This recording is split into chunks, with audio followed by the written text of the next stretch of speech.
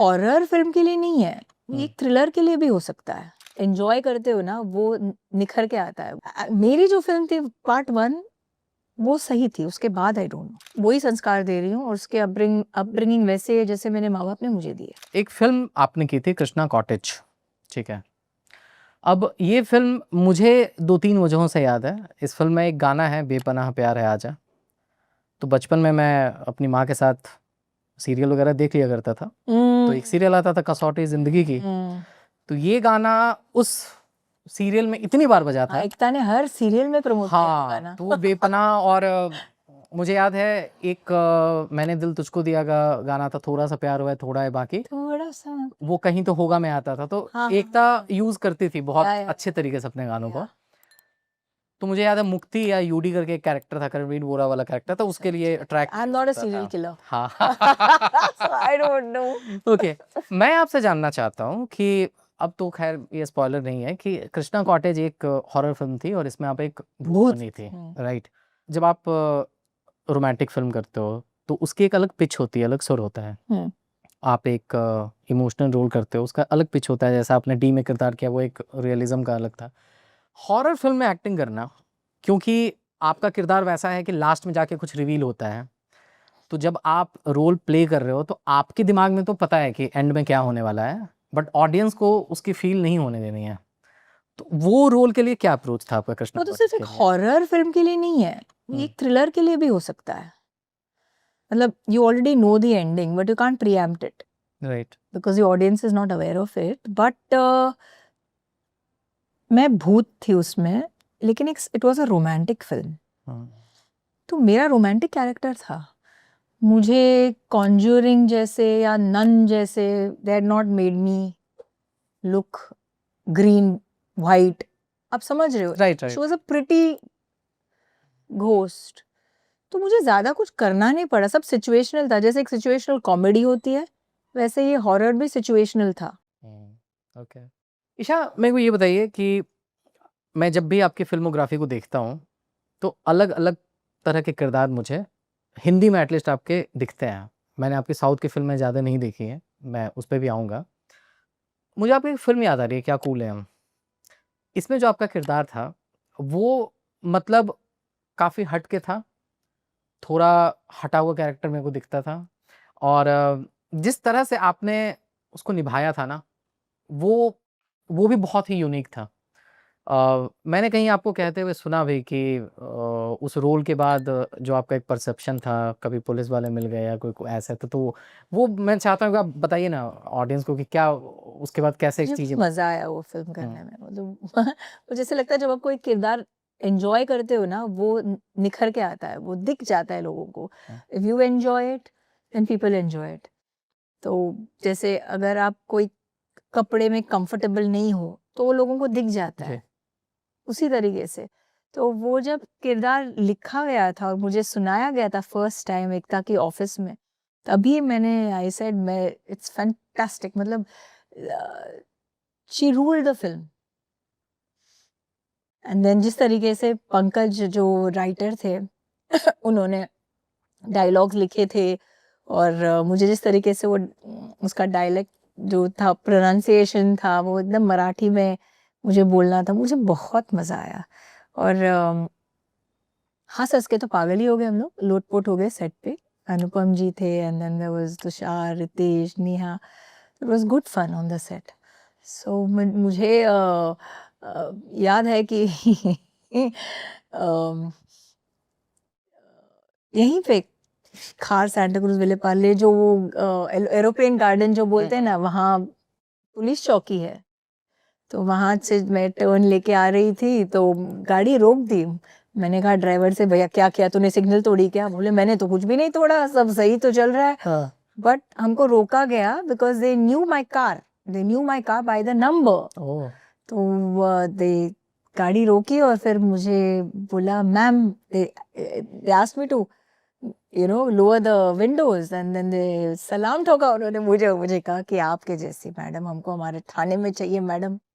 So I was like, wow, what a feeling. Right. I was like, yeah, thank you so much. बोला आपकी film देखी, क्या बात है मैडम, बहुत अच्छा काम किया आपने। I said thank you. मेरा पता नहीं क्यों मुझे I have this cop kind of vibe, you know, and that's why I'm Isha Kopikar. So, so मुझे ऐसे कभी कभार लगता है कि if I was not a film actress, probably I would have been a cop.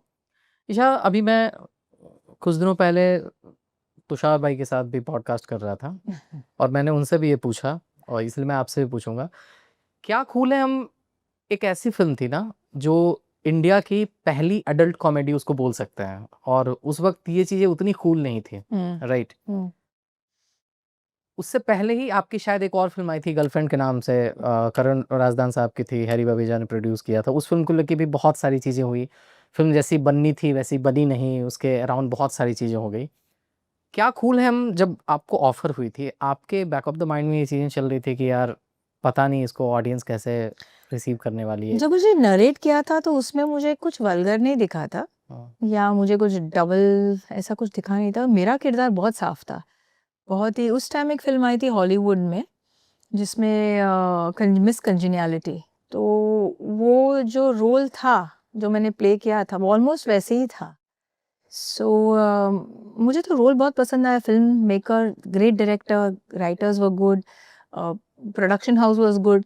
मुझे कुछ इसमें तुषार रितेश सोच समझ के ही करेंगे।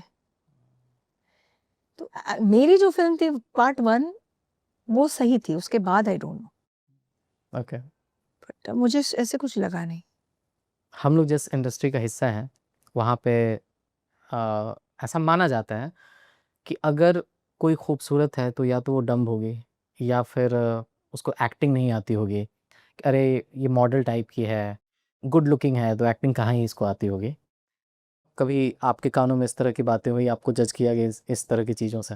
मेरा काम देखने के बाद तो नहीं, मुझे देखने के बाद फर्स्ट स्टेप एक्चुअली मैं रैम्प से मेरी शुरुआत हुई थी। मैंने रैम्प और एड्स बहुत किए थे। And you are right, models are dumb, models can't act, ये बहुत होता था।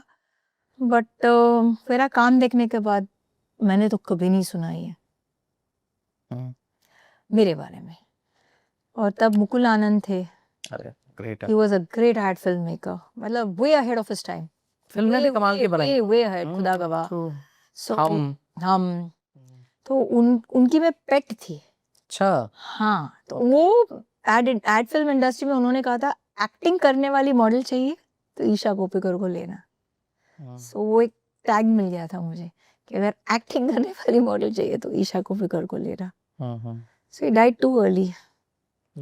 10 फिल्म बनाते बनाते एक 10 नाम की जो फिल्म थे संजय दत्त एंड सलमान खान साहब के साथ। ओके, उनके साथ कितनी एड फिल्मों में आपने काम किया? उनके साथ 2-3 एड्स किए थे मैंने। एक सोप का किया था, एक वाटर का एड किया था, और उनके वजह से बहुत एड्स मिले मुझे एक्टिंग वाले, रेक्सोना, कैमे, बहुत बहुत बहुत बहुत। Okay okay. अच्छा एक चीज़ बताइए कि नॉर्मली ऐसा माना जाता है कि हिंदी फिल्म में काम करने वाले जब साउथ चले जाते हैं तो पीठ पीछे ये बोला जाता है कि अरे इनका वो काम यहाँ पे नहीं मिल रहा है, इसीलिए अलग अलग इंडस्ट्री में ये लोग अपना अवसर तलाश रहे हैं।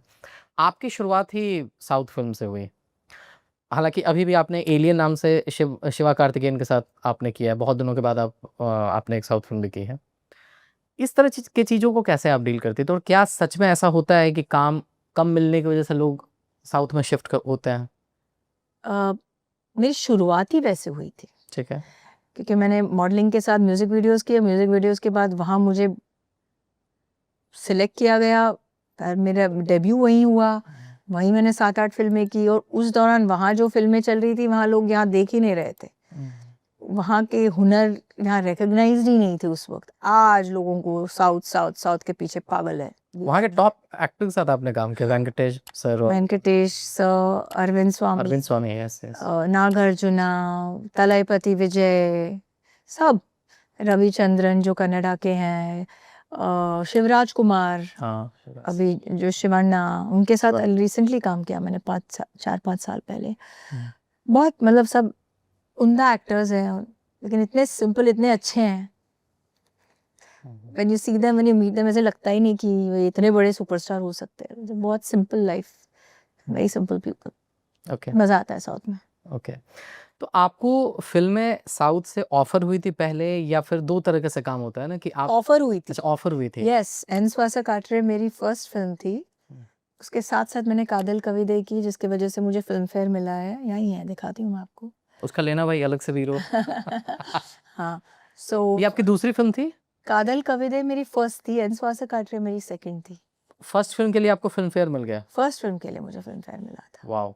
तो मैंने साइन की थी एन स्वासा काटरे पहले, लेकिन रिलीज़ हुई थी कादल कविदे।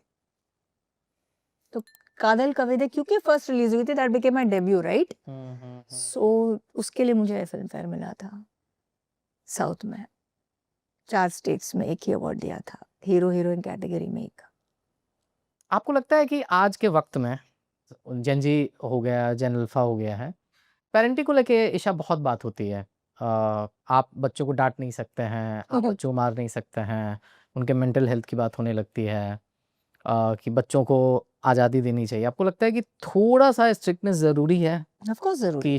शाम 7 बजे अगर आना है तो तुमको आना है, अगर ऐसे रहना है तो ऐसे आपको लगता है इसकी मैं ज़रूरत है? मेरी बच्ची को वैसे ही वही संस्कार दे रही हूँ और उसके अपब्रिंगिंग वैसे है जैसे मेरे माँ-बाप ने मुझे दी है। हुँ।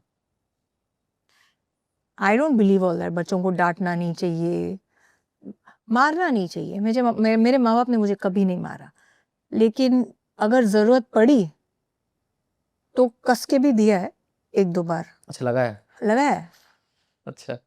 लगा है हुँ, और मुझे लगता है ज़रूरी है, हुँ। बहुत ज़रूरी है।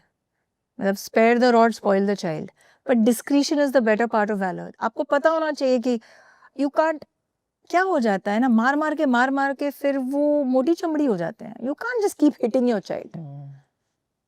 सुन्न पड़ जाते हैं, फिर उसको हाँ, कोई मतलब फ़र्क ही आपको नहीं एक ही पड़ता जगह है। वो नम हो जाता है फिर वो जगह ना। So it's like that. तो पेरेंटिंग इज़ नॉट ईज़ी। कब आपको वो लीश डालनी है, कब वो लीश खींचनी है, कब वो लीश को लूज़ करना है, इट इज़ रखना है, it is a job. But I think I am managing. If you meet Riyana you will know, she is a beautiful child. Last तक रुके हो मतलब क्लिप आपको इंटरेस्टिंग लगी तो subscribe to digital commentary clips और फुल पॉडकास्ट तो इससे भी ज्यादा इंटरेस्टिंग है जिसका लिंक आपको डिस्क्रिप्शन बॉक्स में मिल जाएगा।